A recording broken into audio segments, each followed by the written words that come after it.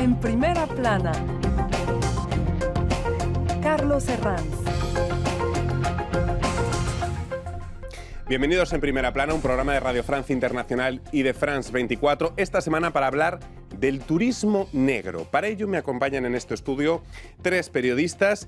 Karen Bujes, periodista independiente, bienvenida. Gracias, un placer. Ricardo Abdalá es corresponsal del Espectador aquí en Francia. Bienvenido, Ricardo. Muchas gracias. Y mi compañero Miguel Martínez, corresponsal de TV Azteca. Bienvenido, Miguel. Muchas gracias. El turismo oscuro, el turismo de catástrofes, hoy lo analizamos en Primera Plana. Seguramente la conozcan, es una de las series de moda, Chernobyl, que sin duda ha impulsado el turismo en la ciudad ucraniana de Pripyat, donde se produjo, recuerden, aquel accidente nuclear en el año 1986. Los turistas quieren conocer de primera mano qué queda de aquel lugar devastado. No es el único caso de turismo oscuro, como se le llama. En Colombia, el narcoturismo sigue manteniendo viva la figura de Pablo Escobar y también el turismo de catástrofes, como por ejemplo en la ciudad de Nueva Orleans, donde algunos turoperadores incluso proponen visitas guiadas a los barrios más devastados por el huracán Katrina. ¿Qué dice de nosotros todo este turismo del morbo en la época de grandes producciones audiovisuales o de redes sociales, de subirlo todo a Instagram? De ello vamos a hablar hoy en el programa. Antes vamos a analizar algunas de las portadas de prensa o de artículos relacionados con esta materia. Por ejemplo, la revista británica Inspectrum titulaba «Turismo oscuro, nuestra obsesión con la muerte». Les Echos, aquí en Francia, cómo la nueva serie de HBO ha dopado el turismo en Chernobyl. También el británico The Sun hacía mención a esta nueva moda explicando la moda turística de incluso, atención, hacer fiestas rave o shows artísticos en Chernobyl. Parece increíble. Bueno, no sé si el turismo oscuro o como se acuña en el término, Karen, tanatoturismo es algo nuevo o ya viene del pasado. Bueno, antes de entrar en temas si es morbo o no, sí que es cierto que me gustaría situarnos un poco en contexto. El turismo, tanaturismo, como le estamos llamando, no es un turismo nuevo. Lleva en auge de aquí a hace 6 años, pero viene de lejos. Es un turismo que a su vez se divide en necroturismo, que sería la visita a los cementerios, o turismo dark oscuro, dark tourism, turismo oscuro, que en este caso sería el turismo de catástrofes, que es el que estamos hablando. Bueno, el tipo de turista que acude o toma como ocio este tipo de turismo es un turista con un poder adquisitivo medio alto, que está informado, que tiene cierta sensibilidad y sus motivaciones respecto a este turismo es saber un poco estar in situ en donde ha pasado la tragedia. También puede ser otro tipo de motivación que es un poco sentir la muerte de cerca, un poco estar en donde ha pasado una tragedia y está muy informado, es muy curioso. Y luego está la cuarta opción, que es quien va por morbo, que es un poco lo que vamos a tratar hoy aquí. Un poco que va por la moda, por lo que se está viendo y en este caso por la serie como Chernobyl. Que a mí me sorprendió que 40.000 visitas, un 40%, más aumentó de visitantes Ucrania gracias a esto. En concreto, hay previsiones para este año que apuntan unos 100.000 turistas. En Internet se pueden encontrar incluso excursiones a Chernóbil que animan a los viajeros a ver los devastadores efectos que tuvo el accidente. No sé, Ricardo, si hay un morbo por lo macabro que está siendo impulsado, multiplicado en nuestra sociedad por producciones audiovisuales y también por el efecto de las redes sociales. Bueno, pero también pensemos, por ejemplo, en el caso de Pompeya. Es decir, es un turismo de ir a ver un lugar donde ocurrió una catástrofe que existe hace mucho tiempo, que tal vez, como todos los turismos, se ha masificado. Entonces yo creo que el fenómeno viene de atrás. La gente no necesariamente, y en el caso de Chernobyl, no necesariamente quiere ver la tragedia, sino cómo era la vida antes, ¿no? Entonces, más que clasificar como en buenas y malas motivaciones, yo pienso que todo el turismo se ha exacerbado. El turismo como ir a ver la Torre Eiffel o la Torre de Pisa, primero por el turismo low cost, que nos permite movernos más fácil, que permitió a la clase media moverse a lugares a donde antes solo podía ir la clase alta, y también por la necesidad de mostrarse, que obviamente nace en las redes sociales. Entonces, ahora si todo el mundo puede ir a ver la Torre Eiffel porque es más barato, o ir a Barcelona, los que pueden pagarse un sitio más exótico, más excéntrico, lo van a hacer para distinguirse. Entonces yo pienso que más que categorías, o sea, que siempre hay una curiosidad y un morbo con una frontera muy difícil de definir. Y si una serie pone a un lugar, la gente va a ir a mirarlo. Solo como ocurrió en el 92, cuando salió la película Drácula de Coppola, la gente quería ir a Rumania a ver dónde estaba el castillo de Drácula, ¿no? Entonces es la influencia que... Sí, lo cierto es que este turismo no se limita a las visitas, sino que también afecta a lo experimental.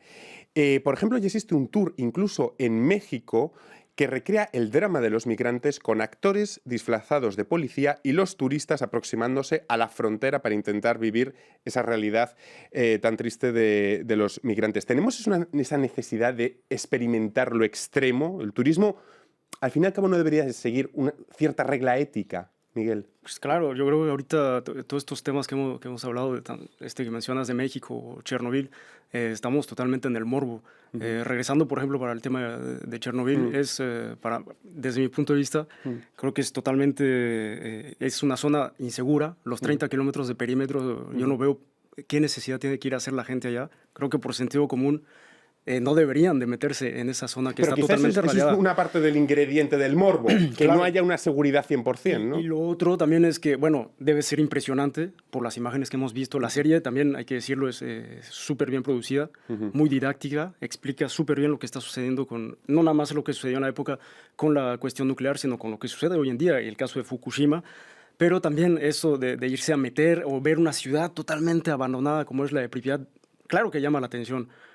Por ir a ver eso, pero bueno, los riesgos están ahí y la gente debería saberlo, o sea, que es zona contaminada, los bosques que están ahí a los alrededores de Chernobyl están totalmente muertos, como le llaman la selva naranja, y recordarles también que la central nuclear hoy en día tiene un sarcófago, el primer sarcófago no debe tardar en caer, pusieron otro que es una empresa francesa que lo está construyendo, que va a durar 100 años, y dentro de 100 años se va a tener que construir otro porque hay fusión nuclear.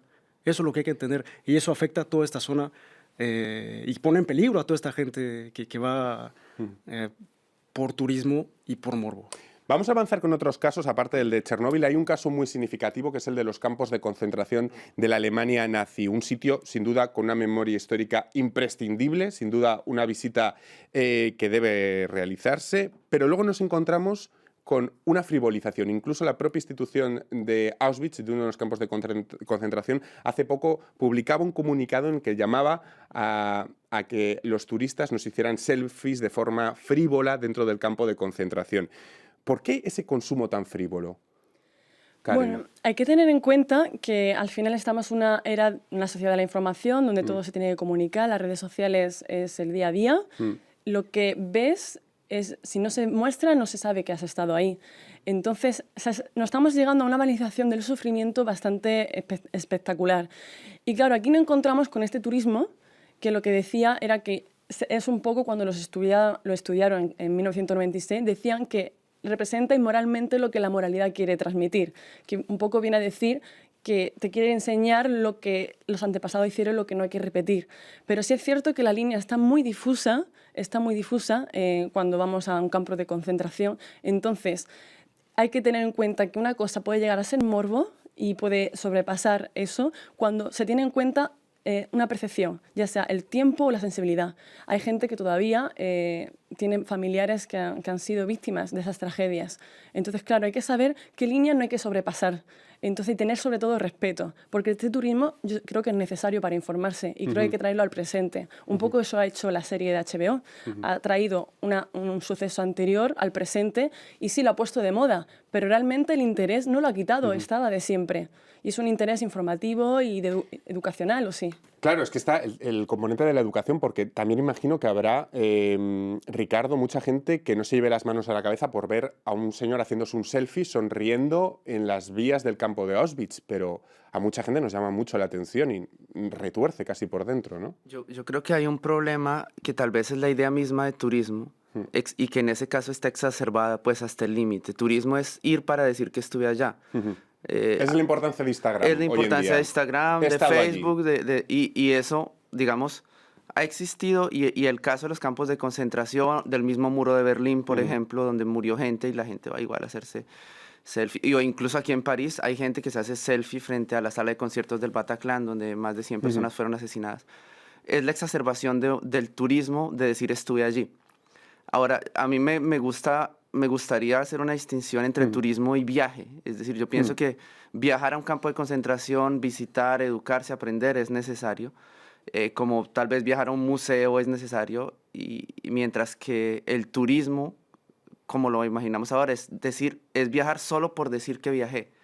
Si la mayoría de gente, o quienes están en el turismo de masa, no son conscientes, yo no creo que haya maldad, sino que simplemente no hay ningún interés en saber qué pasó allí. Simplemente, yo imagino que esa gente que se hace un selfie frente a las vías del tren Auschwitz simplemente ha visto la foto y se toma la foto y no se preocupa por ir más allá. Hemos hablado de producciones audiovisuales, también hemos hablado de las redes sociales, pero también los medios de comunicación. ¿Qué responsabilidad tenemos nosotros, los medios, a la hora de cubrir catástrofes como la del Katrina o como la de Fukushima, a la hora de emitir imágenes, y Miguel? Pues yo creo que hoy en día hay que mostrarlo. Creo que lo hablábamos hace un momento. Hay que como periodistas, hay que hablar, no hay que dejar los temas de lado ni hacerlos tabú.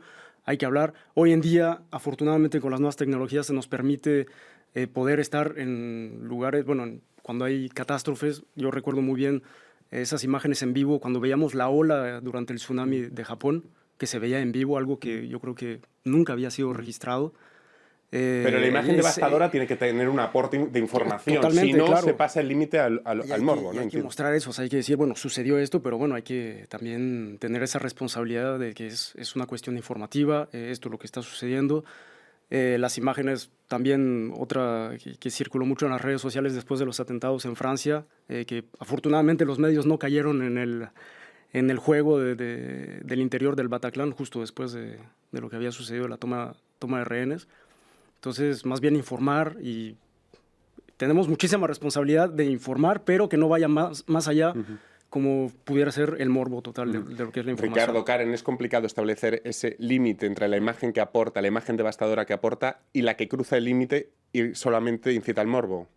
A ver, una imagen, si es devastadora, es devastadora. El problema es el contexto donde la colocamos esa imagen y lo que contamos a través de ella. Entonces, hay que tener un poco, nosotros como medios de comunicación, lo que tenemos que tener respeto, pero informar tenemos que informar. O sea, es parte de nuestro trabajo. Decir qué ha pasado, qué ha ocurrido. Si es cierto que tenemos tanta cantidad de información hoy en día, estamos tan llenos que nos bombardean, que claro, al final el problema que tenemos es que los medios de comunicación participamos también en esa sensibilización de estas tragedias, de estas catástrofes y de todo. Pero tenemos que tener, sobre todo, creo yo, cuidado. Ya ven, un poliedro con varios vértices. Hacemos en este punto un pequeño pausa para despedir a los telespectadores de France 24. Nosotros continuamos en Primera Plana.